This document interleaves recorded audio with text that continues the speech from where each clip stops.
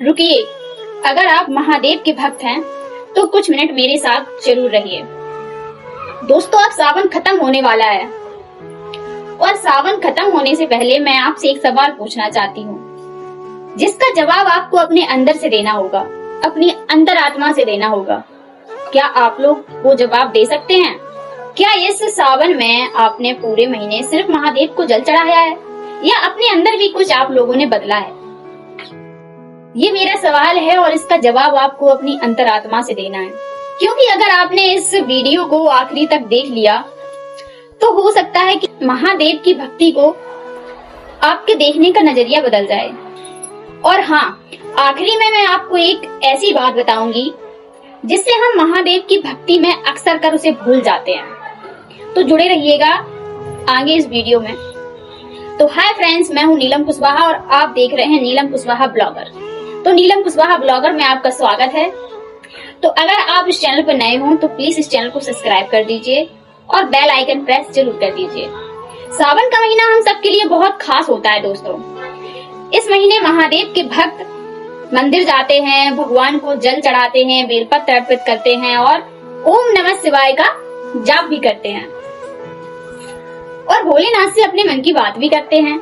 लेकिन जैसे जैसे सावन खत्म होने वाला है तो हमारे मन में एक सवाल आता है कि सावन खत्म हो जाएगा तो क्या हमारी भक्ति भी खत्म हो जाएगी? क्या सावन के बाद मंदिर जाना छोड़ दोगे? क्या इस सावन के बाद महादेव हमें सिर्फ अगले सावन में ही मिलेंगे? अगर ऐसा है तो हमें एक बार रुककर इसके बारे में जरूर सोचना चाहिए, क्योंकि दोस्तों महादेव को लेकर हमारी सबसे बड़ी खूबसूरती तो यही है कि उन्हें महंगे चढ़ावे की जरूरत नहीं पड़ती। वो महंगे चढ़ावे से खुश नहीं होते। एक लोटा जल उन्हें अर्पित कर दो, एक बेलपत्र अर्पित कर दो और एक बात बहुत जरूरी, मन सच्चा होना चाहिए। लेकिन यहाँ मैं आप लोगों से एक सवाल पूछना चाहती हूँ कि हम लोग जल तो चढ़ाते हैं, शिवलिंग पर हम लोग जल तो अर्पित करते हैं, लेकिन क्या हमने अपने गुस्से को शांत कर लिया है? हम बेलपत्र तो चढ़ाते हैं, लेकिन क्या हमने किसी के दिल में बनी अपने लिए नफरत को खत्म करने की कोशिश की है? हम महादेव के सामने सर को झुकाते हैं, क्या हमने अपने अहंकार को भी थोड़ा बहुत झुकाया है? अपने अहंकार को भी खत्म किया है या अपने अहंकार को भी खत्म करने की कभी कोशिश की है? लेकिन सोचिए, शायद यही वो जगह है जहाँ भक्ति सिर्फ पूजा नहीं रहती, बल्कि भक्ति हमारे व्यवहार में दिखने लगती है। और अगर आप एक ऐसे इंसान हैं जो कि इस सावन में पूरे सावन मंदिर नहीं जा पाए, तो ये मत सोचिएगा कि आपकी भक्ति महादेव के लिए कम हो गई। हो सकता है कि आपके पास समय नहीं था, हो सकता है कि आप परेशानियों से गुजर रहे थे और हो सकता है कि आप मंदिर नहीं जा पाए, लेकिन आपने घर बैठे ही अगर अपनी आंखें बंद करके पूरी श्रद्धा से अगर कहा हो कि महादेव मुझे संभाल लो, तो याद रखिए, आस्था सिर्फ जगह से नहीं होती, आस्था तो अपने मन से होती है। लेकिन मंदिर तक पहुंचना हमारे हाथ में नहीं होता, लेकिन हमारे मन में महादेव को जगह देना ये हमारे हाथ में अवश्य होता है। अब यहाँ एक बहुत जरूरी बात आती है कि सावन में हमने कितनी पूजा की ये जरूरी नहीं है। जरूरी यह होता है कि सावन में हमने अपने अंदर कितना बदलाव किया है। अगर सावन में हमने किसी भूखे को खाना खिलाया है, किसी गरीब आदमी की मदद की है, कोई रोते हुए इंसान को हंसाया है, अपने माता पिता का सम्मान किया है, किसी जरूरतमंद की मदद की है, या फिर आपने एक ऐसे इंसान को माफ किया है जिसने कभी आपका दिल भी दुखाया था, तो क्या पता वही छोटी सी अच्छाई आपकी सबसे खूबसूरत भक्ति बन जाए। क्योंकि भगवान के सामने तो घंटों खड़े होना बहुत आसान है, लेकिन किसी इंसान के सामने अपने अहंकार को छोड़ना बहुत ही ज्यादा मुश्किल है।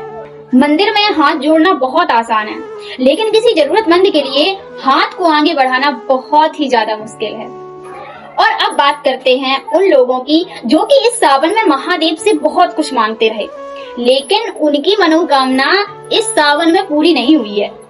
अगर आप भी उनमें से एक हैं तो मेरी बात को बहुत ध्यान से सुनिएगा।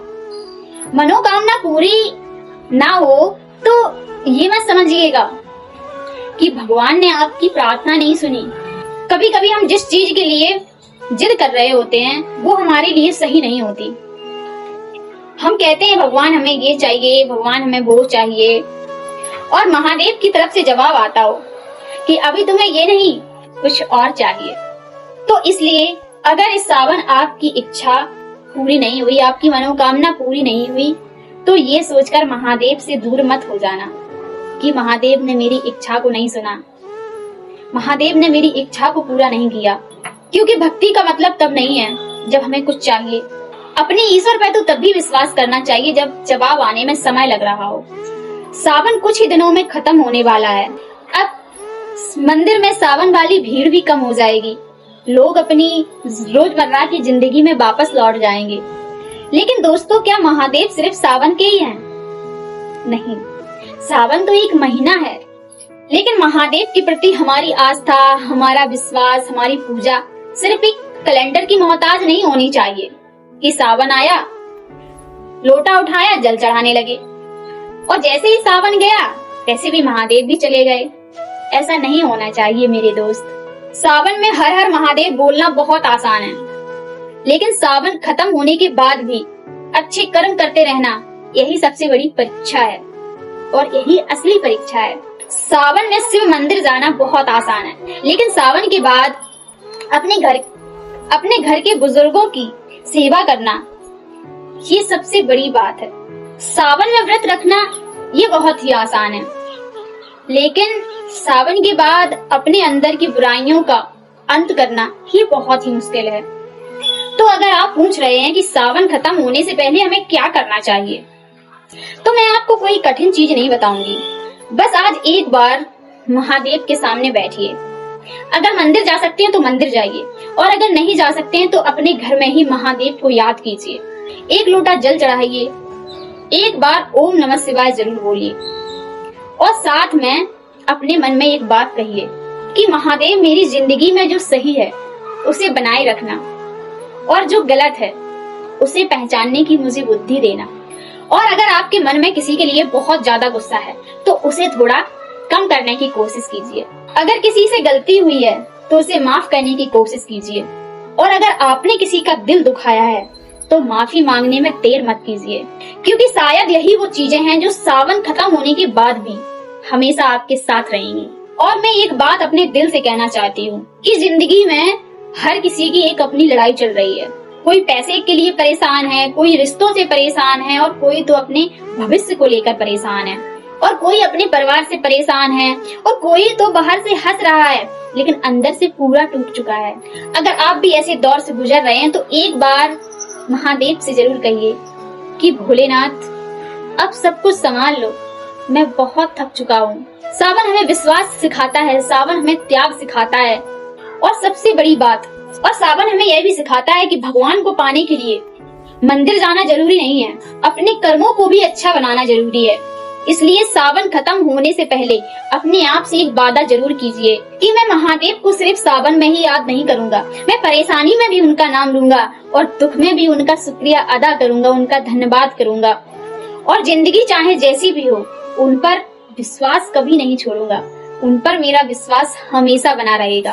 और अब वो बात जो मैंने वीडियो की शुरुआत में जिसका जिक्र किया था कि सावन खत्म होने वाला है, लेकिन सच में सावन खत्म नहीं हो रहा।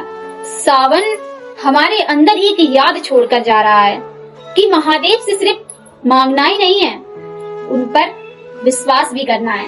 याद कि सिर्फ माथा ही नहीं झुकाना है, बल्कि अपने अहंकार को भी झुकाना है। सावन की तारीख भले ही खत्म हो सकती है, लेकिन सावन का नाम कभी खत्म नहीं हो सकता। अगर आपके जीवन में कुछ अच्छा नहीं चल रहा है तो थोड़ा धैर्य रखिए, भगवान पर भरोसा रखिए, और अगर आप बहुत परेशान हैं तो महादेव का नाम लीजिए।